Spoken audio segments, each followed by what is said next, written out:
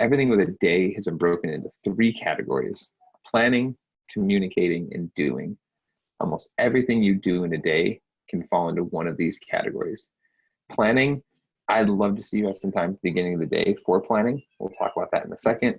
Communicating, anything that requires you to interact with another person. So this is email, these are meetings, these are phone calls, anything in that communicating portion. And then that doing part is anything you can do in your own time, something that you can turn off all distractions for and just sit down and work and jump into. And every morning, I do a half hour of daily planning. And I'd love to see you start looking at doing this as well. If this is something you can even start tomorrow, take the first half hour of your day and just plan. Just step through what that day is going to look like. At what time is something happening? When do you need to get these things done? And it's this idea that we know planning is beneficial. We know that when we actually take the time to do it, we see what Brian Tracy here is talking about this 1,000% return on energy. And the other thing that we're doing by doing things this way is a process known as visualization. Something that you may have heard about with, I think it's Michael Phelps. And a big thing for him is the idea that before Michael Phelps starts swimming in a race, that he sits there, closes his eyes, and pictures the entire race. And he can see himself taking each stroke, getting to the wall, pushing off, turning back, getting it done. And he goes through that process of visualization. We want to do the same thing with our days.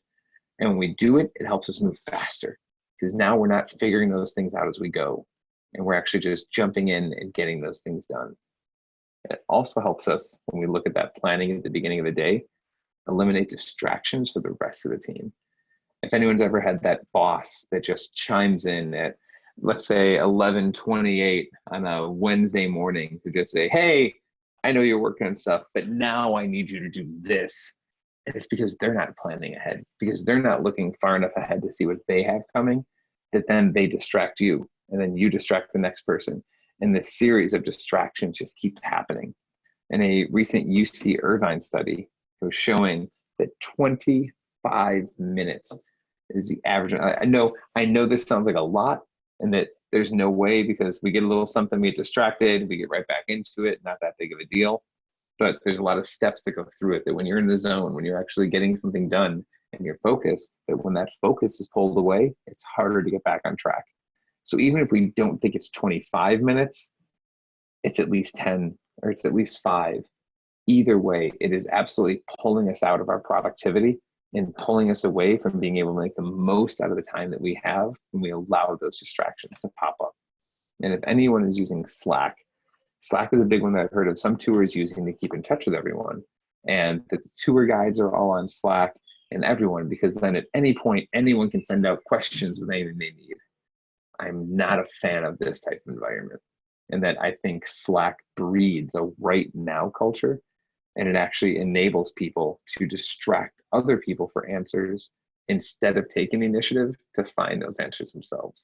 So be careful if you're using some stuff like this, and maybe looking at just some of those communication tools as well, of where are some of these distractions coming from? What are those things that start to pull you away in your day? And let's start to eliminate them. When we get down to the plan, we've got our daily planning. We put in some time for email, any other software you might do. And then we have this, because things don't run according to plan. And 6-week cycles, I do not expect you to have a perfect day. I do not expect anyone to have a perfect cycle. I don't think that you're going to go through these things saying, hey, everything went exactly according to plan, and I am an incredible planner and I know exactly how much time things take, because stuff comes up all the time, which is totally fine, and we just need to plan for it. So let's just put a little spot inside of here, and we plan for maybe 2 hours a day. Maybe it's 4, maybe it's 6. Maybe you don't have a handle on that time yet, but that's fine. Start planning small. Start planning for what you can plan for, and then we'll move it out from there and do it further. So maybe if it's 6 hours to start, find out what you can do to get it down to 5 hours. Then you get it down to 4.5, and down to 4.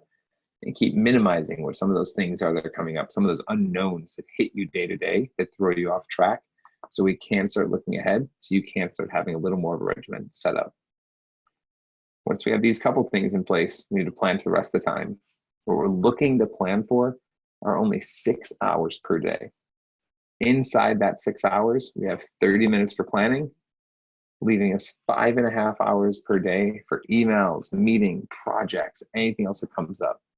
That allows us 4 15-minute breaks, and a 1-hour lunch to get that 8-hour workday that we're supposed to be having. What this also does is give us some of that flexibility that if things are running over, you have breaks that you can pull from, and you also have a lunch that you can pull from. So we have that extra little bit of time in there that we can kind of move things around, because humans, me, you, all of us, we're awful. We are absolutely awful at estimating time. Oh, we're so bad. We don't know how long things take. It's not natural. But the more you do it, the more you practice being able to visualize and break things down into smaller steps, the better chance you're going to have at getting control of your time and making sure that you're spending it in the right places.